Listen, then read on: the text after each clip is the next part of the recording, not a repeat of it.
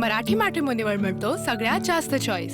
मराठी मॅट्रिमोनीने लाखो स्थळं जुळवली आहेत। यापेक्षा चांगली गोष्ट काय असू शकते? मराठी माणसांची नंबर 1 चॉईस मराठी मॅट्रिमोनी। विकासाच्या कामाचा योग्य पद्धतीने पाठपुरावा त्या कालावधीमध्ये झाला।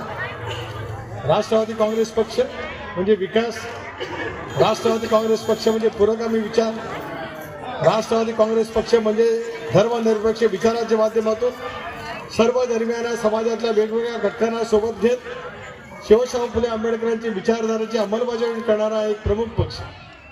विकासाचा दृष्टिकोन आपण सातत्याने ठेवला। दादांच्या नेतृत्वाखाली ज्याला मी सामुदायिक निर्णय घेतला एनडीएमध्ये सहभागी होण्याचा, त्याच्यावरती झाला।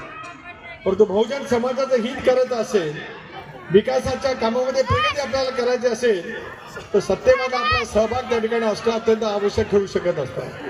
आणि म्हणूनच एनडीएमध्ये सहभाग असतानाच ज्या शिवशाहू फुले आंबेडकरांच्या सामाजिक समतेवरती गेली 40 वर्ष अजितदादांच्या नेतृत्वाखाली आम्ही आपापल्या पद्धतीने काम करत आलो, तीच विचारधारा पुढे नेण्याचं काम आपण त्या निमित्ताने करतो।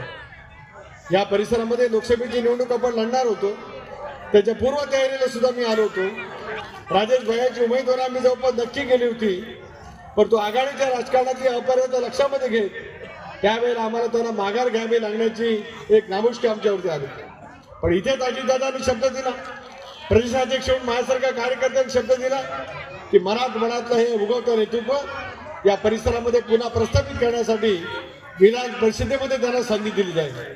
विधान परिषदेचे आमदार झाले। ज्या वेळेला विधानसभेच्या निवडणुका झाल्या, राष्ट्रवादी काँग्रेस पक्ष महायुतीच्या माध्यमातून लढला, त्याला विधानसभेची उमेदवारी त्यांनी केली आणि त्या मतदारसंघामध्ये राष्ट्रवादी काँग्रेस पक्षाचा झेंडा त्यांनी फडकवला।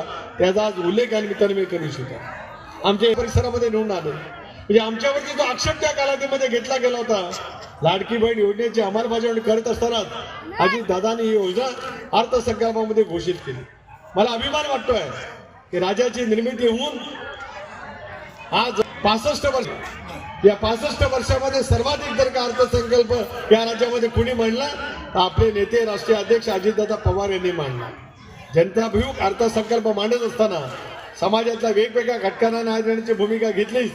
महाराष्ट्राच्या लाडक्या बहिणींच्यासाठी लाडकी बहीण योजना त्यांनी त्या ठिकाणी घोषित केली।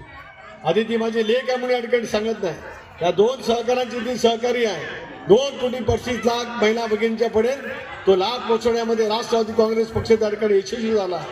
सर्व धर्मीय महिलांच्यासाठी ती योजना त्या ठिकाणी गेली। आपल्याही सगळ्या परिसरामध्ये ती योजना निश्चितपणाने पोहोचली असेल। आज परभणी शहराचा विकास करण्याच्या दृष्टीतून राष्ट्रवादी काँग्रेस पक्ष एका विचारधारेतून या ठिकाणी उभा आहे। मराठी मॅट्रिमोनीवर मिळतो सगळ्यात जास्त चॉईस।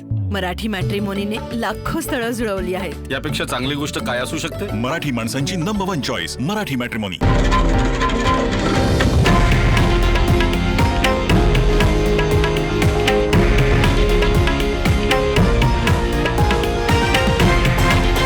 हे आहे देशातील नंबर 1 न्यूज नेटवर्क आणि आपण पाहत आहात TV9 मराठी, एकमेव।